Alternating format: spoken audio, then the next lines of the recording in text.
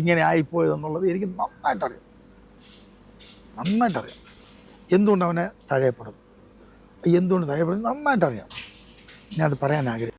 നമ്മുടെ സഞ്ജു സാംസന്റെ അച്ഛൻ, ഇദ്ദേഹത്തിന്റെ ഒരുപാട് ഇന്റർവ്യൂസ് നമ്മുടെ പുള്ളി 97 അടിച്ചു കഴിഞ്ഞപ്പോൾ കണ്ടു. അതായത് സെമിയിലേക്ക് ക്വാളിഫൈ ആയ സമയത്ത്.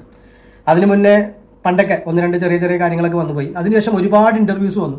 പുള്ളി പല പല കാര്യങ്ങൾ പറഞ്ഞ കാര്യങ്ങൾ ഒരുവിധമൊക്കെ നല്ല നല്ല കാര്യങ്ങളാണ്. പുള്ളി ഒരു അഹങ്കാരവും ഇല്ലാത്ത, അല്ലെങ്കിൽ സഞ്ജു സാംസൺ എന്തുകൊണ്ടാണ് ഇങ്ങനെ ആയതെന്ന് ഈ സാംസണിലുള്ള നമുക്ക് മനസ്സിലാക്കാൻ പറ്റും. അത്രയ്ക്കും നല്ലൊരു മനസ്സിന് ഉടമയായ ഒരു വ്യക്തി.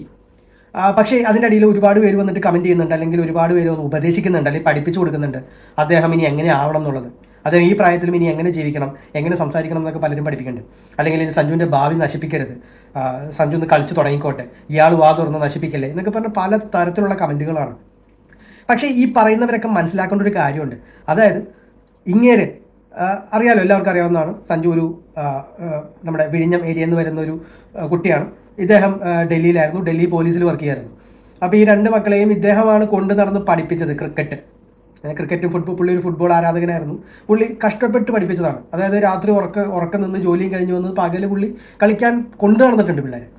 അങ്ങനെ കൊണ്ടു നടന്ന ആൾ ഡൽഹി, അവിടെ അത്രയ്ക്കും അറിയാലോ, അത്രയ്ക്കധികം ഭയങ്കരമായിട്ടുള്ള കോമ്പറ്റീഷനുള്ള സ്ഥലമാണ് അവിടെ സെലക്ഷൻ കിട്ടില്ല എന്ന് ഉറപ്പായി കഴിഞ്ഞപ്പോൾ പിള്ളേരെയും കൊണ്ട് കേരളത്തിലേക്ക് വന്നു. വെറുതെ വന്നതല്ല, പുള്ളിയുടെ ജോലി രാജിവെച്ചിട്ട് വന്നു. ഇതിൽ കൂടുതലൊരു മക്കൾക്ക് വേണ്ടി അയാൾ എന്താ ചെയ്തു കൊടുക്കേണ്ടത്? എന്നിട്ട് ഇപ്പോൾ കുറേ ആൾക്കാർ ഉപദേശിക്കുകയാണ് കുട്ടികളുടെ ഭാവി നശിപ്പിക്കരുത്, സഞ്ജു സാംസന്റെ ഭാവി നശിപ്പിക്കരുതെന്ന്.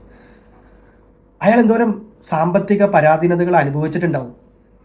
എത്ര അച്ഛനമ്മമാർ ഇങ്ങനെ കുട്ടികളുടെ അടുത്ത് നിങ്ങൾ പോയി കളിച്ച് രക്ഷപ്പെട്, അല്ലെങ്കിൽ അവർ കളിച്ച് നന്നാവും എന്നുള്ളൊരു വിശ്വാസത്തിൽ കൊണ്ടു നടക്കും. എത്രയൊക്കെ കളിച്ചാലും നീ പഠിച്ചേ പറ്റുള്ളൂ എന്ന് മാത്രം പറയുന്ന ആൾക്കാരല്ലേ ഉള്ളത്. അല്ലെങ്കിൽ പിന്നെ എൻ്റെ ജോലി കളഞ്ഞിട്ടല്ലേ ഇപ്പോൾ അവനെ കളിപ്പിക്കാൻ പോകുന്നത് എന്ന് ചിന്തിക്കുന്നവരല്ലേ ഉണ്ടാവുള്ളൂ. അപ്പോൾ ഇങ്ങനെയൊക്കെ കുറ്റം പറയല്ലേ? പുള്ളിക്ക് പറയാനുള്ള എല്ലാ അധികാരവും ഉണ്ട്. പുള്ളിക്ക് ഫ്രസ്ട്രേഷൻ ഉണ്ടെങ്കിൽ അത് തുറന്നു പറയാനുള്ള എല്ലാ അധികാരവും ഉണ്ട്. പുള്ളി പറയട്ടെ. ഒന്നുമില്ലെങ്കിൽ വേൾഡ് കപ്പ് എടുത്ത് തന്ന മകൻ്റെ അച്ഛനല്ലേ, അല്ലേ?